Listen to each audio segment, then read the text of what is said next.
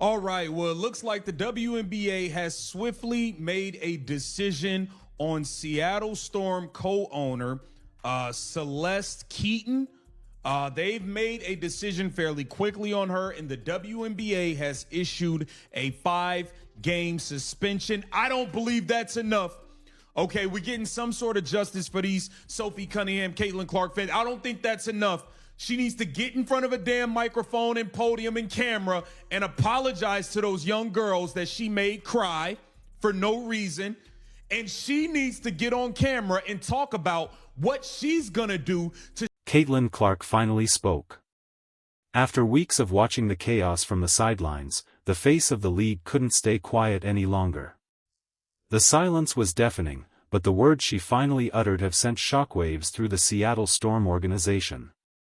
It wasn't just a comment about a game, it was a total indictment of a culture that many claim has become toxic. When the biggest star in basketball points a finger, the entire WNBA has no choice but to listen, and right now the Storm are feeling the heat like never before. People thought she would ignore the drama, but the gravity of what happened in Seattle forced her hand, and now there is no going back for anyone involved in this scandal. WNBA. Storm co-owner Celeste Keaton is suspended for the next 5 home games due to exchange with Fever fans. Now, this is what I want to say. This is not enough. Suspending her for the next 5 home games. These owners pick and choose what games they're even going to go to. They don't go to every single game. So it's like that's not enough. That's not enough. She should be suspended for the rest of the season from home games. You can't come back into the building. A hefty fine, and you need to get on camera and apologize to those girls. That's what needs to happen. Not only does it stop there, you need to get your ass on camera. The league's decision to suspend Seattle Storm co-owner Celeste Keaton for 5 home games was supposed to quiet the noise. Instead, it only poured gasoline on a raging fire. Fans are absolutely livid, claiming that a billionaire owner skipping a few games she might not have even attended is a pathetic excuse for justice. This isn't some minor technicality or a heated moment during a play. We are talking about an owner of a professional franchise allegedly harassing teenage girls and creating an environment of pure hostility. The optics are a total nightmare, and the WNBA is struggling to keep the narrative from spiraling completely out of their control. So, at this point, I go over to security again, and there's another male security guard who was perfectly nice to us and knew the situation that had happened. And I go to him and I say, hey, you know, that woman sitting next to Sue Bird is the woman who made the girls cry. And he's like, which one? You know, and he's looking, and I'm like, the one white, whatever. And he says, oh, that's a co-owner of the team. Her name is Celeste Keaton. There she is. The woman on the left is co-owner, and that's her wife, her longtime partner. So you and your wife need to... Everything changed when Brandi Cruz, a prominent media voice and witness to the madness, decided to pull back the curtain. She didn't just report on the incident, she lived it. Cruz was right there when things turned ugly, and she wasn't about to let the Storm ownership hide behind their status. According to her account, the behavior witnessed was nothing short of detestable. We are talking about grown adults in positions of massive power targeting fans who are simply there to support their favorite players. It is a level of unprofessionalism that has left the community demanding more than just a temporary suspension. They want a total overhaul of how the team is run. And they were nice, right? But they say, oh, that's the co-owner of the team. And I say, okay, and? I'm thinking, why does it matter? You can't do, I don't care if you're the co-owner, Sue Bird, or who it is. It's against the fan rules of conduct. So I'm like, can't we do something about this right now? I mean, security had basically said, if you find this woman, let us know. Well, I found her. Sorry that she happens to be the co-owner of the team, but she cursed out 2 16-year-olds. I'm like, can we do something about it? And then one of the security guards says, well, you could go up, there's an office up here, you could go up and talk to him. And the male security guard says, you know, the best course of action is probably just to write a letter to the team. So they're telling me to write a letter to the team, okay? The details of the confrontation are honestly hard to believe. 2 16-year-old girls were standing there, minding their own business and holding signs for Sophie Cunningham. They weren't causing trouble, they were just being fans. But then, Celeste Keaton reportedly approached them and began a verbal assault that left the young girls in tears. Imagine being a teenager at your first pro game and having the owner of the team get in your face and curse you out. It is the ultimate betrayal of the fan-athlete relationship, and it shows a massive disconnect between the league's marketing of inclusion and the reality of what's happening in the stands during these games. Here you go up and talk to him, and the male security guard says, the best course of action is probably just to write a letter to the team. So they're telling me to write a letter to the team, okay? Write a letter to the team, and it's the damn owner. Like, whoever I send this email to is going to do something. The only reason any of this came about is because she was smart enough, because she has a big platform, so clearly she knows how to work media, and she said, yo, y'all going to get on camera and talk about what the hell happened. So before I get to why no other fan would be treated like that, any other fan they would go kick out, I did talk to It didn't stop at verbal abuse. There is a much darker layer to this story involving a Caitlin Clark fan who was reportedly spat on by a Seattle Storm supporter. This wasn't just a heated argument, it was a physical assault that took place unprovoked. The victim was targeted simply for wearing the wrong jersey and supporting the league's biggest draw. When people talk about the hostility in the WNBA right now, this is exactly what they mean. The fact that an owner was allegedly encouraging this type of environment is what has people so fired up. The league claims to have a fan code of conduct, but many are asking if those rules only apply to the people sitting in the cheap seats. girls. And this is a woman, by the way, who, is held up in the media throughout the years as someone who's a champion for women. A champion for the WNBA. Not a single one of those WNBA players would want to play against a man. Not a single one of those team owners or any team owner of any WNBA team in the nation would want to have to play against a team that has a man on it. But maybe if they did have a man on their team, the Storm wouldn't have lost 7 in a row last night.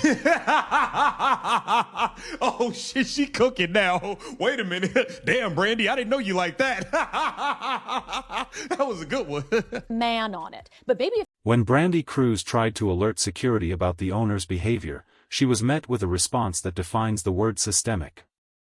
The guards acknowledged the situation, but basically told her their hands were tied because of who Keaton was. They even suggested that the best course of action was to write a letter to the team.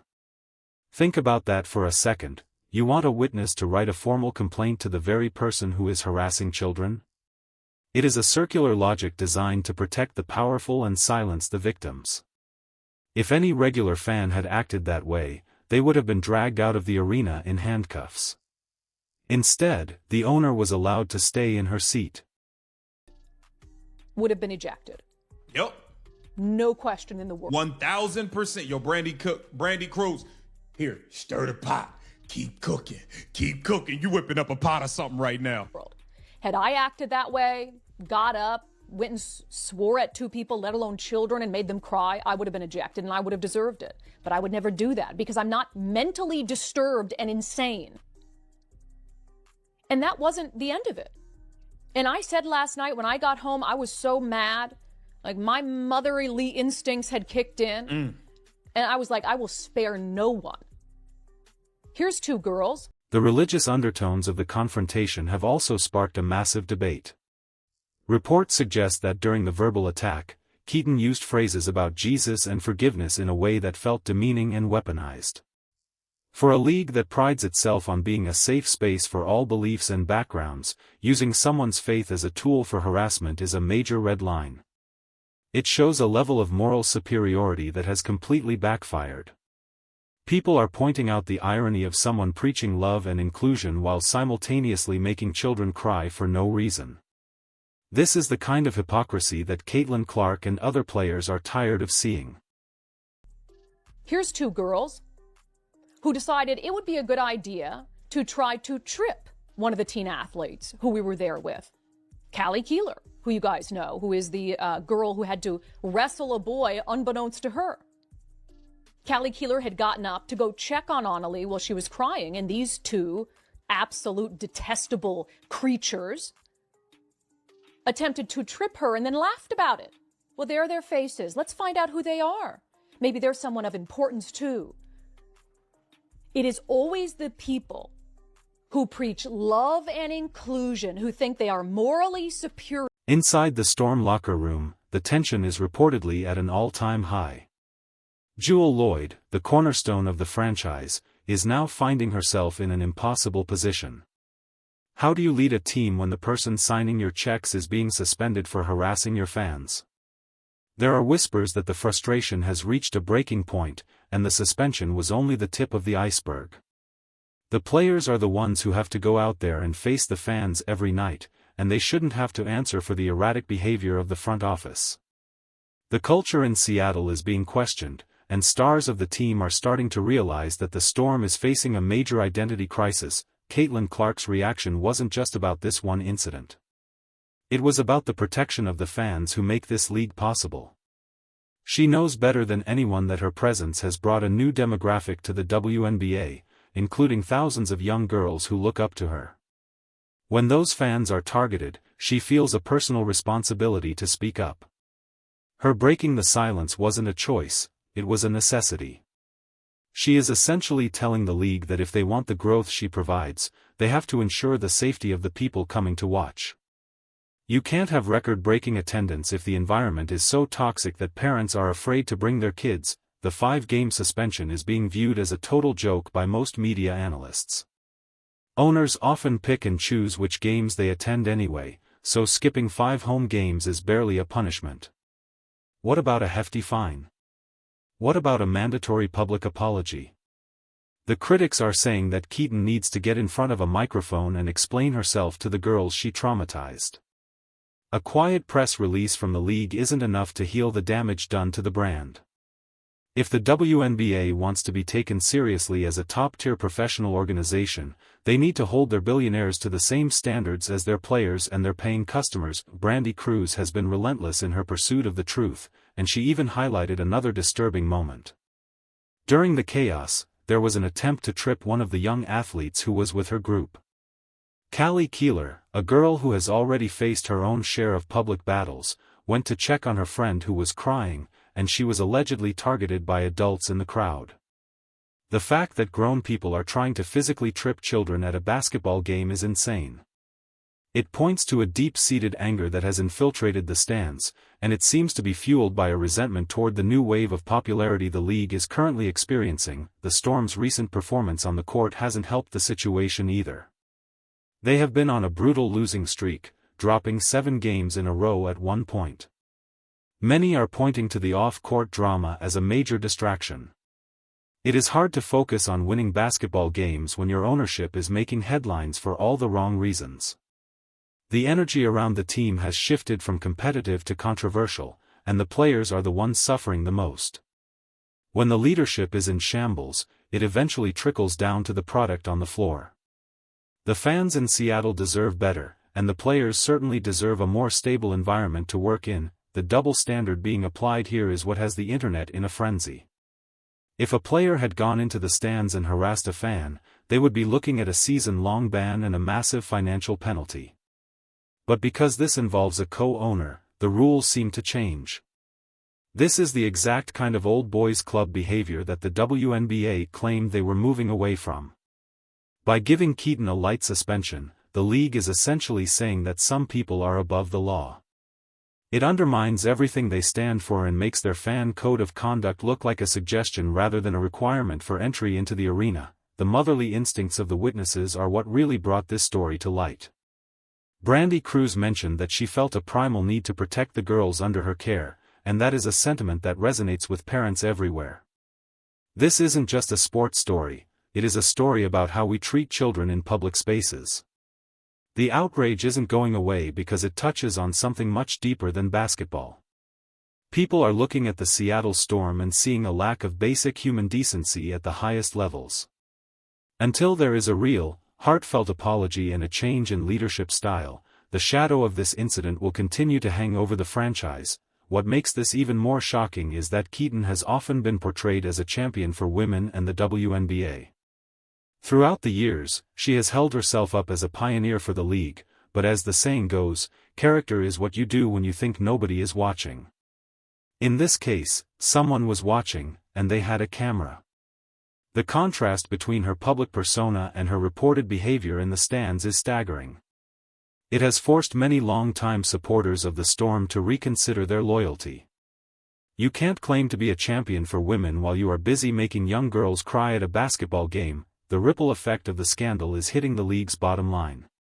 Sponsors are starting to take notice of the negative press, and they are asking questions about what kind of environment they are putting their names on. The WNBA is in a period of unprecedented growth, but that growth is fragile.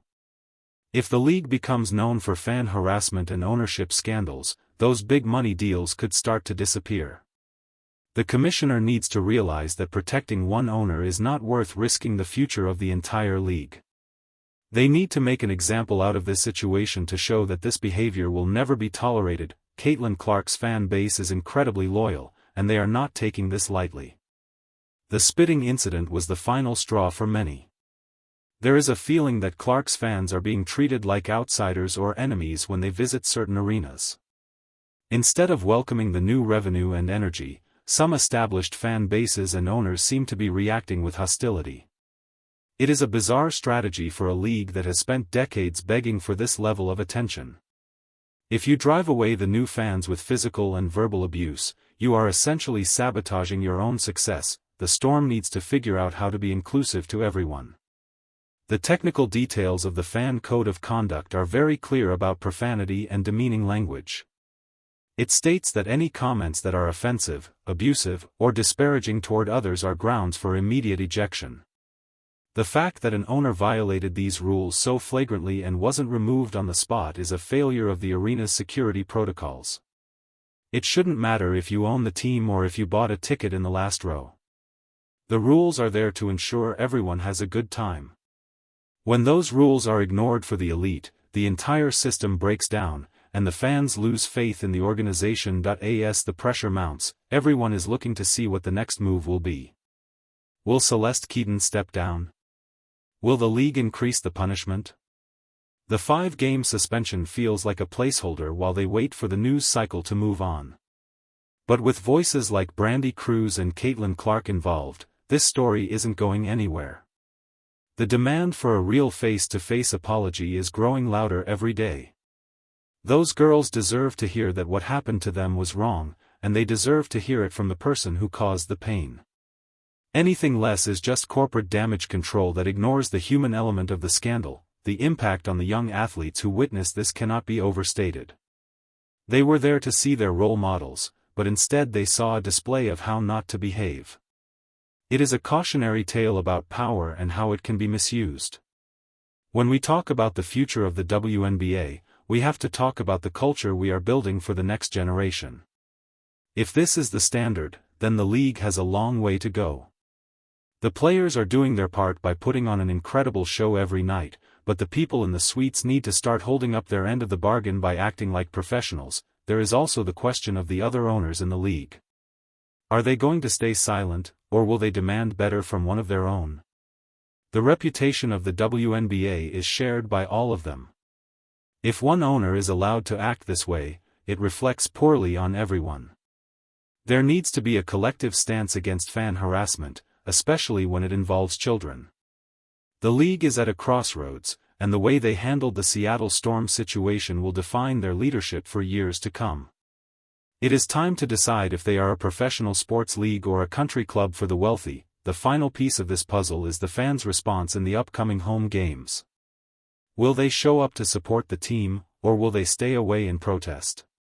The atmosphere in Seattle is going to be incredibly tense when the Storm returns to action. Every move the ownership makes will be under a microscope. The trust has been broken, and rebuilding it is going to take a lot more than 5 games of sitting at home. The fans want to see accountability, transparency, and a genuine commitment to change. Until that happens, the Seattle Storm will be remembered more for this scandal than for anything they do on the court. In the end, this situation serves as a massive wake-up call for the entire world of professional sports. It highlights the power of social media and independent journalism to hold the powerful accountable. Without Breanna Stewart's platform and the courage of the girls to speak out, this might have been swept under the rug. It proves that the fans have a voice, and when they use it together, they can force change. As Caitlin Clark continues to lead the league into a new era, the hope is that incidents like this become a thing of the past.